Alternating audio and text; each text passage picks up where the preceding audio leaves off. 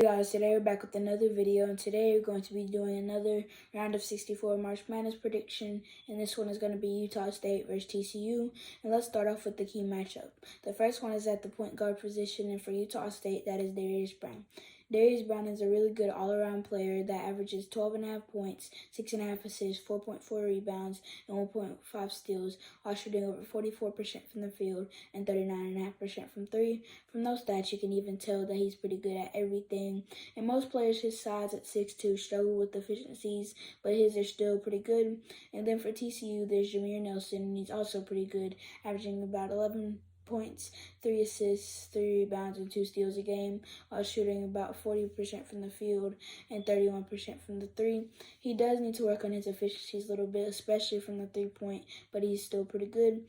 The next matchup is at the power forward position, and that's where each team's best players are, in my opinion. For TCU, there's Emmanuel Miller, and he's averaging about 16 points, 6 rebounds, 3 assists, and 1 steal a game, while shooting a pretty efficient 48.7% from the field and 38.2% from three. He's also a pretty good all-around player, but he could work on his defense. He still overall has been really good. And then Great Osborne is on the other side on Utah State, and he's averaging about 18 points, 9.2 rebounds, about 3 assists, 1.5 blocks, and 1.3 steals. So he's a really good player. He's averaging almost 3 turnovers, but he is shooting about 58% from the field, and that's one of the best in the country. But he's only shooting 27.3% from three. The turnovers and the 3-point efficiencies could end up hurting the team, but I think he brings more good to the team than bad.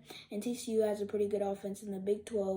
With teams like Houston that are really good defensively, but they're averaging about 79 points a game, which is pretty good, especially in that Big 12. And if it was another conference, that would be pretty all right, but that's still really good in the Big 12.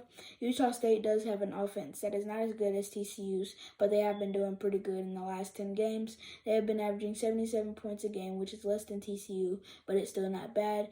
TCU is doing not great in the last 10 games, going 5-5, averaging only 73.3 points a game. And Utah State has more momentum because they are 8-2, and that's why I think they will win.